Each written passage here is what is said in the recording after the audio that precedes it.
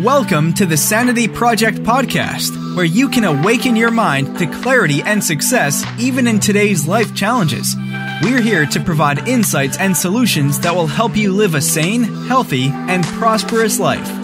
Here's your host, Joanne Victoria. Hello, everybody. This is Joanne Victoria with another amazing episode of the Sanity Project podcast. You are here to awaken your mind to clarity and success. And I am fortunate that my guests are the star of the show. And our star today is Jeff Nischwitz. Known as a snow globe shaker, Jeff Nischwitz is a man on a mission to help people shift how they lead and accelerate their impact. As an international speaker and personal transformation coach, Jeff is known for his unique perspectives, for challenging traditional thinking, and for delivering tangible shifts to grow people, businesses, and lives. Jeff is the founder of the Nischwitz Group, a speaking and coaching company that transforms people and organization one truth at a time. Jeff is the co-founder of Cartavera.com, a leadership development ecosystem that grows leaders.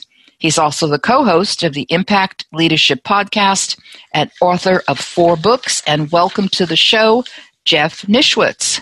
Thanks, Joanne. I am just absolutely thrilled to be here with you today.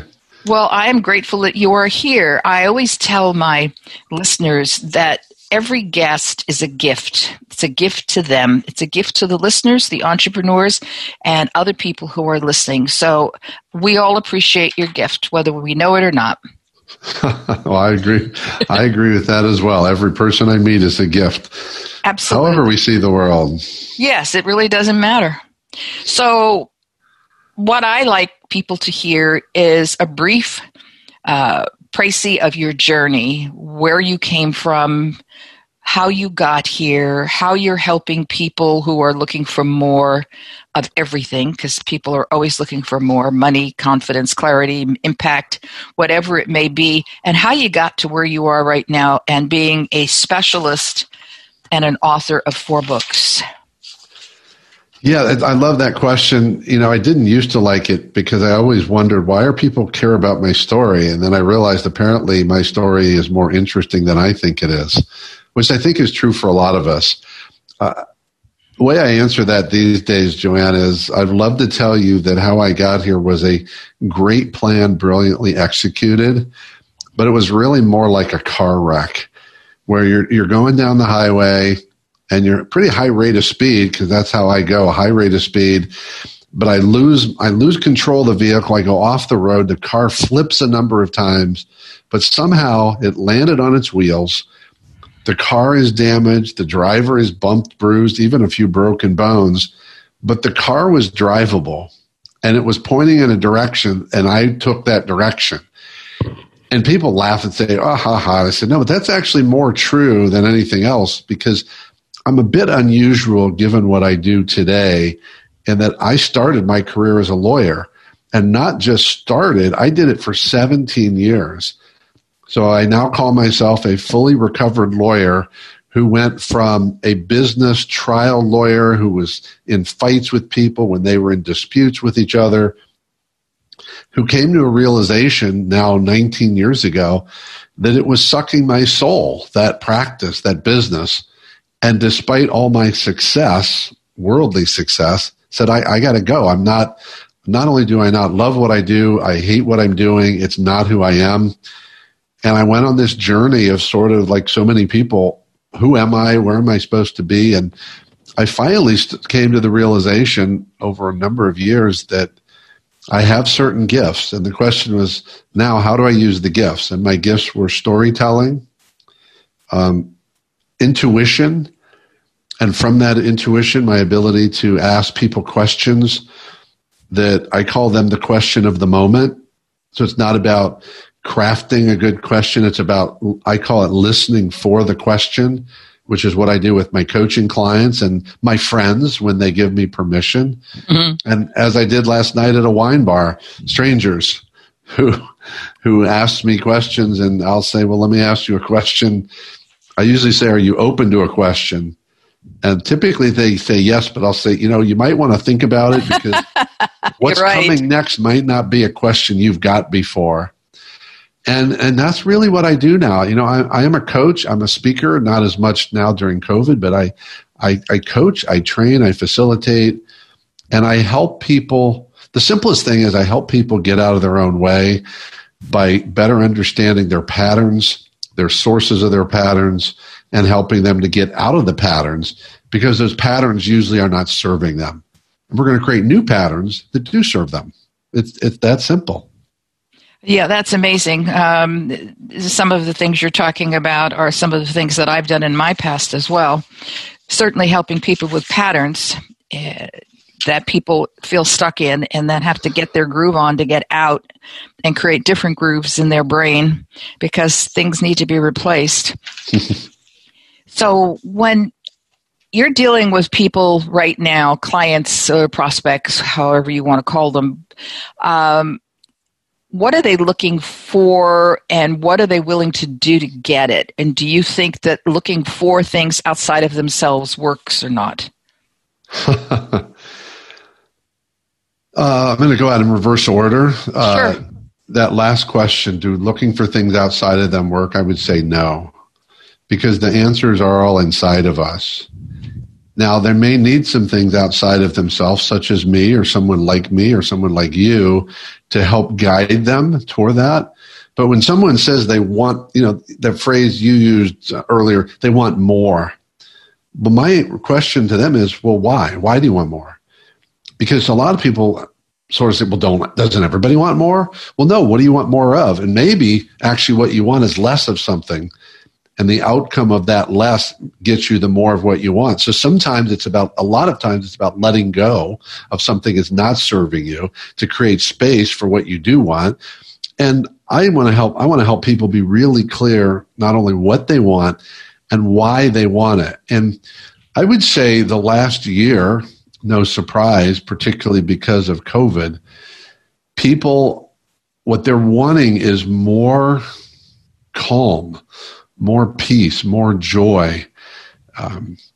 Some of them have success, the so-called traditional cultural definition of success, but they've got to a point in their life where they sort of said, is this it? Is this what life is? I did what you told me. I followed the formula. I followed the plan that you planted in my head, or my parents did, or my school did, or everybody around me said, this is what you do. And then I get here and say, this is it. I'm unhappy. I don't have passion in my life. My relationships are suffering. And typically, as you know, Joanne, what they're really saying is, I've achieved worldly external success. I've achieved career or business success. I've achieved financial success, but at a great cost. And they're saying, I don't want to pay that price anymore. Yeah, and they're terrified that they can't have both. And I'm here to, this, they can have both. They don't have to give up their worldly success to have that stuff on the inside. It's finding how they integrate versus picking and choosing. True. They have to allow it to come out. That's one of the reasons that I am chosen to help people find their true calling and deal with their shadow calling that they've had for a long, long time. Because that's what a lot of people are dealing with. They've had the success. They're burned out, and they want to know what is their truth and can they live it. They don't know it as that. They can't label it as that yet until they talk to you, until they talk to me, and probably a dozen other people. But they want their truth. Why are they here on earth? What's their real truth? Are they also going to walk the Camino, or are they going to choose something else? So,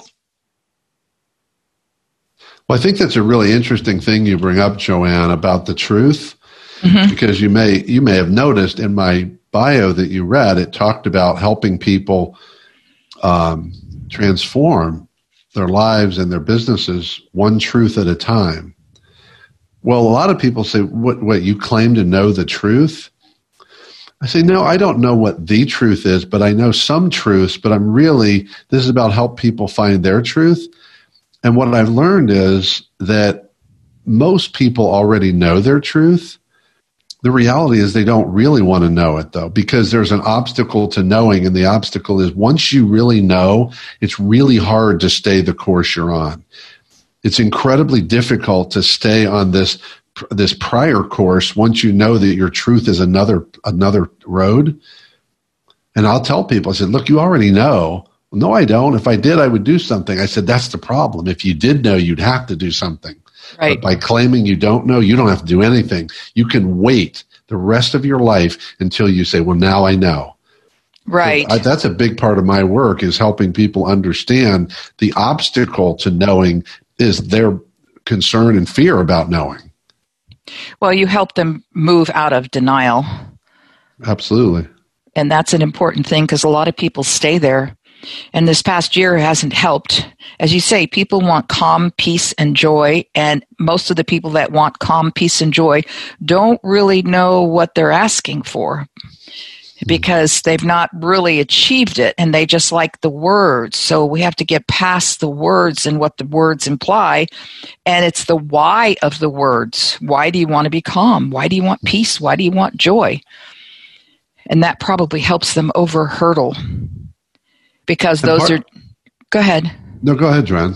No, I was going to say, you have to go deep with people, and most people are not used to going deep. If they've got the corporate job, they're not deep at all, rarely. And going deep is very difficult, or it can be, because then you're really going into the truth of who you are, and then you might go into a, a grieving process of letting go of things that you've been holding on to for decades.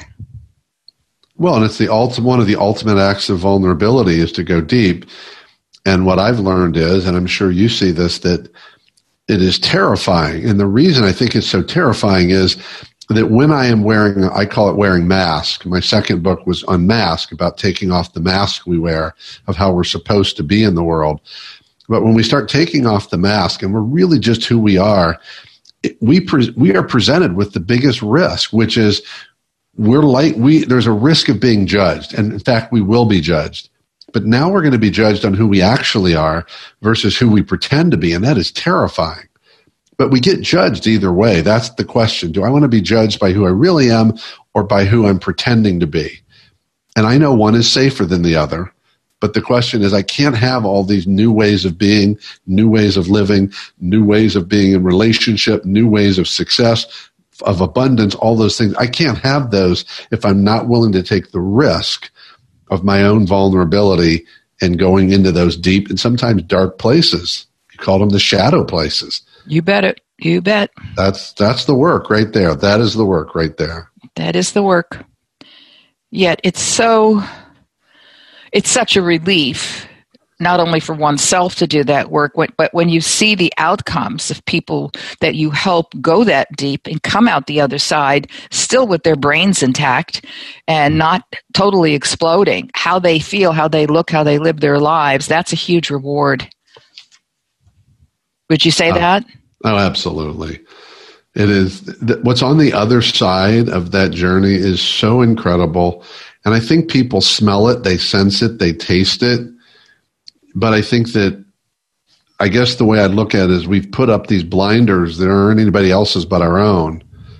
And I come back to that concern that if I really have clarity on what I want, and then now I have a simple choice. Do I go after what I really want or not? But there are risks. There's always risks. That's the deal of life. There are risks. But if I don't really get clear on it, and I sense it but don't really embrace it, then I don't have to take the risk. Except people forget that staying where you are is an incredible risk. In fact, it's a certainty. If you don't have much peace, joy, and calm in your life or abundance, how's that going to change if you don't make some significant change in how you're experiencing and showing up in the world? It's not. Yeah, we're put here for a reason. We have all the tools inside of us, but I think somehow between the ages of 0 and 7, they get pushed down, and then further on in education, social conduct, and the blessed internet, they get pushed down even further, so that some people have a way more difficult time in letting all this information out of themselves, and they are shocked. They're shocked for a period of time, and they have to, it's like PTSD for people. I think that's what they have. when they come out the other side from the dark place, I'll call it the dark place, the shadow, the dark, when they come out the other side of the shadow place, they are in need of help, great need of help. So how do you help people? How do you, when you're signing up a client and you start working with them, can you give people who are listening, because we want them to talk to you, so you can give them, if you can give them an overview of how you may talk to them, 5 easy steps that you follow, or 5 steps that you might follow, or 6 or something like that, so that they could hear how you might deal with them, because people who are listening are looking for help. Otherwise, they wouldn't be listening. They're looking to learn. And the types of people who listen to my podcast, who I always tell, please re-listen to this podcast with your notepad after it's over, okay? There's my speech, because you'll have forgotten everything. So what is your way of working with people so that people can feel comfortable listening? Well, they may uncomfortable. They may feel uncomfortable too. Right. That's okay. That's a big possibility. So they all vary, but here's the common threads. The first thing we're going to look at is we're going to hopefully take an honest look, and how honest it is up to them. Now, I will poke and prod around their so-called honest answers because I have a sense of what's a head answer and a heart answer, because I want to get to those truth responses. But the first focus is on, tell me what's working and what's not working. Like it's a simple process of looking at your life, looking at as a landscape of your life, your business, your career, your role as a partner, your role as a parent, if you are one, your role as a friend, your finances, your spiritual journey, all of these elements, your level of peace and joy and satisfaction and growth, and just see what comes out of that. And we're almost always going to identify those areas that are not where they want them to be.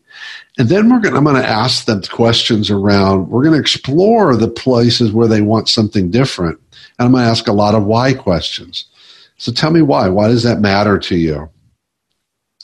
And then we're going to talk about, so what do you think's in the way of getting that? Because I don't believe that it's a question of what do you need to get what you want. It's what do we have to get out of the way? Because once we clear things out of the way, getting what we want is a lot simpler and easier than we think. The work is removing the obstacles. And a lot of times that looks like, I'll say, think about behaviors of yours that you struggle with.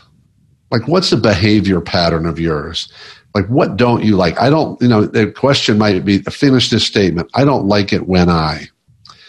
And it's usually something interpersonal. I don't like it when I withdraw. I don't like it when I get angry at my partner. I don't like it when I snap at my kids. I don't like it when I'm frustrated with people at work.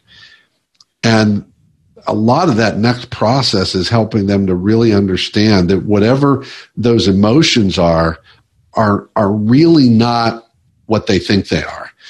Because they say it's because of that person. That person did or that or said that, and then I felt angry, I felt sad, I felt frustrated, whatever it is. They need to understand that those emotions are their emotions. And it's based upon, and this is the key, Joanne, this is the key. If I can get people to what I'm about to share, it's the magic pill. It's the red pill, blue pill, And that is to understand that everything in their life, every experience they're having, every experience they're not having, is a function of their own stories about what's happening around them. It's not real. That's why I love the concept of the matrix. It's not real. It's what you make up about it. So, for example, someone who says I'm regularly frustrated with the people I work with because they don't. Well, but what's that guy? Why are you frustrated with them? Why would you be frustrated because they did that? Well, it's because the impact it has on you. But it takes a while to get there because they just want to say, well, I'm frustrated with them because they don't meet my expectations. I'm frustrated with them because they're not accountable. Well, what's that got to do with you, I'll say? If it doesn't have anything to do with you, you wouldn't be frustrated. So they have to figure out that it's because it reflects on how I feel. It reflects on how I look in the company. It reflects on how I feel about myself. Because when they don't meet expectation, it reminds me of my shortcomings as a leader, and the voice goes off in my head that says, you're not a leader. What are you doing? So if people are not willing to own at some level, even in small bits, that they are not, that they are the creator of all the experiences they're having, it's hard to change things. But once they get that, you talk about empowerment, because that gives them the thing that everybody craves, which is control. And freedom. And freedom. But we don't control things outside of ourselves. We don't. COVID proved it. This was like a slap in the face that you thought you controlled a few things. Yeah. No, you don't. And so when people can get that, it's we're off to the races now. And then we're just going to start pulling threads. I call it pulling threads, and we're going to see what pops up and what comes off the peeling of the onion by pulling those threads. I certainly hope it's more clarity about oneself that comes through, because I'm tired of living in a world where people are blaming others for their own lives. So how can people get in touch with you? I know you've written a book or 4, and you've got one that's available. Turn my page, Joanne. Hello. That's okay. I do sound like okay. The most recent book that Jeff has written is called Just One Step, Walking Backwards to the Present on the Camino Trail. And it's on Jeff's website at nischwitzgroup.com. That's NISCHWITZ group.com for those of you who are just listening and not reading this on my website. So where is the book available now? It's on your website. It's available on my website. It's easy to find there. That's if you want a signed copy, because I love signed copies. I'm a signed book guy. You can get it there. You can get it on Amazon as well. So there you can get the Kindle version there. My website's the best way to find me, but anywhere on social media. My name is so unusual, you can't get the wrong Jeff Nischwitz. You just can't. And there's a tagline for you. Yeah. Well, that's a really funny story, Joanne. One of my best friends, his first name's David, his last name is Akers, which is the same name as a famous NFL kicker, including the middle initial. Oh, my. And my friend in Cleveland, Ohio, is a pretty successful guy. But if you go to the internet and put in his full name, you have to go to page like 15 to find something about him. Aww. And I always say, David, that's really brutal. Let's see how many pages we have to go to before it's something that's not about me. So I just like to rub it in whenever. That's what we do with the friends we love. Of course. Yeah, you can find me on the internet. You can find me on social media.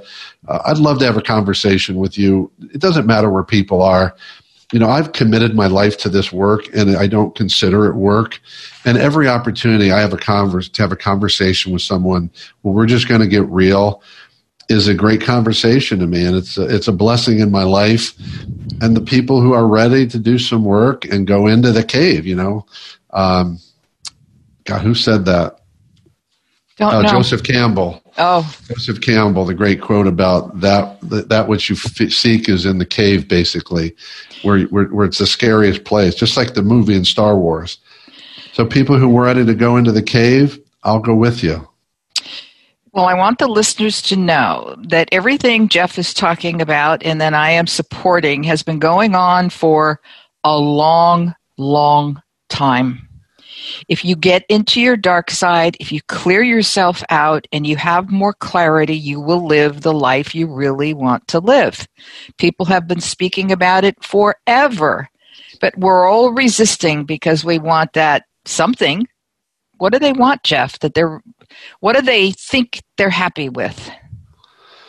Well, the resistance is simple. I want something new, but I don't want to do the work, and I don't want the discomfort, and I don't want the risk. I just want to have a different outcome. Oh. And what I believe they want is they just want to connect with the truest part of themselves and to believe that that's true. I will tell you a quick example. I was out last night. I won't give you the synchronicity of how I ended up in this place. And I was talking to two of the servers there, and we had a really deep conversation, and one of them shared a journal with me that she had written something. And as we were leaving, here's what she asked me. Because she thinks she's crazy all the time, because she's so different. She said, "What do you think of me?"